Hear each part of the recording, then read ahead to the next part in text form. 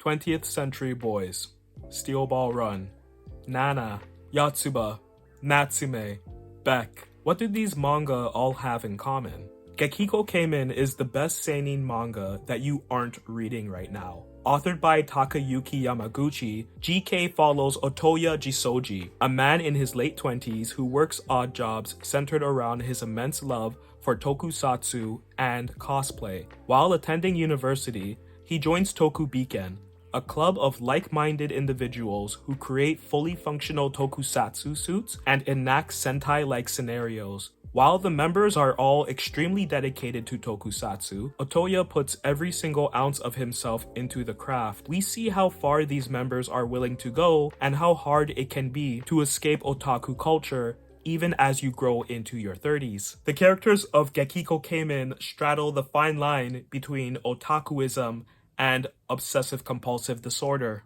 Otoya jeopardizes his future after a clumsy mistake one day, and the ordeal essentially ends Tokubiken. The club members go their separate ways. Some years pass, and through unfortunate circumstances, the members of Tokubiken resume contact in the wake of their club leader, Kiritoshi's passing. They fall back into their same patterns, balancing their regular adult lives with the devout passion of creating tokusatsu suits and handing out justice across Japan at a street level. However, the group of friends quickly find themselves in dark waters. Tokusatsu is all about practical effects. What happens when the lines of practicality and reality start to blur, and the television enemies of decades gone past give way to dangerous, significant threats that lack the same honor that tokusatsu originally had. This manga is phenomenal. Led by a quiet yet charismatic otaku and a three-dimensional support group of impassioned nerds, Gekikou Kamen has been one of the finest ongoing seinen since 2021. Yamaguchi is a veteran mangaka who knows how to pull this story in any direction that he sees fit. The mysteries that have emerged in Gekikou Kamen have kept me glued to my seat, anticipating what will happen next. Otoya is a troubled lead, one where you root for his eccentricities regardless of how narrow-minded he gets. However, this behavior gets him into trouble often. Tokubiken is on patrol one day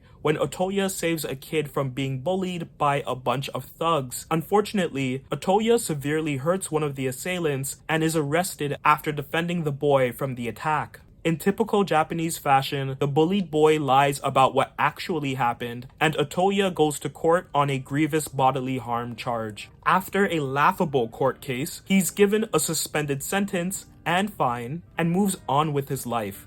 It was really interesting to get this reveal so much later into the manga. The entire time, you feel as if this group of otaku aren't wired super straight, and despite their good intentions, playing vigilante while dressed up as kitty heroes is pretty fucking insane. Gekikou Kamen openly shows the reader how crazy it is to be this dedicated to otaku culture as you get older, and the harms of having others enable your obsessive behavior. Gekikou Kamen recontextualizes otakuism in a way I haven't seen any other manga do before. As any anime fan will know, our hobby can become incredibly time-consuming. It's okay to be an otaku, but is anime really worth destroying your freedom, your career options? Otoya is the most heady in the cast about tokusatsu, and he has yet to enter the adult world, unlike most of the other cast. His options now limited because of his criminal record, he doesn't blink an eye to fall back into his old ways,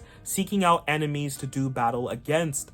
For what reason, I'm not sure. Within Tokubiken, only Mari works in the industry, and she sees tokusatsu for what it is, a product. It's okay to be a mega fan of tokusatsu. When it starts to impede on your life, you have to let it go. I feel like this too IRL about anything. I've had to let go of some hobbies or put them on the back burner because they just weren't getting me to the point where I wanted to be in my life. Around chapter 20, Gekikou Kamen becomes shrouded in even more mystery, and this change in tone makes for a good shift in the plot. And, spoiler alert, it still remains a mystery till this day. After having reread the series recently, I see that it was always presented as such. The investigative endeavors were established from early on, and practicality always took center stage, even when presented in a fantastical way. Otoya and the crew find themselves in some trouble when a former adversary literally explodes in front of them, leaving almost no trace of their existence behind. Around the same time, a girl with a prosthetic starts causing trouble for our heroes. Innocents are also exploding into the aether, and Otoya is determined to bring this person to justice, using the only method he knows how.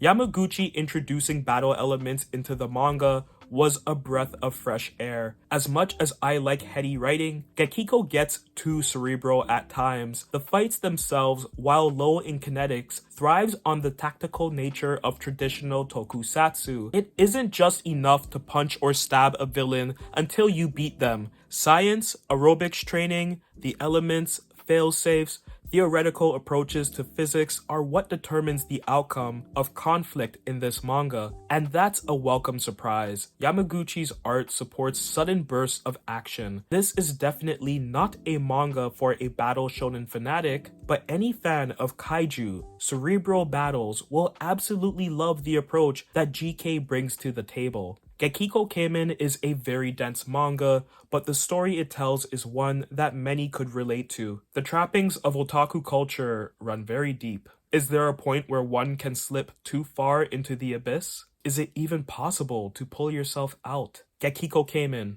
is an 8 out of 10.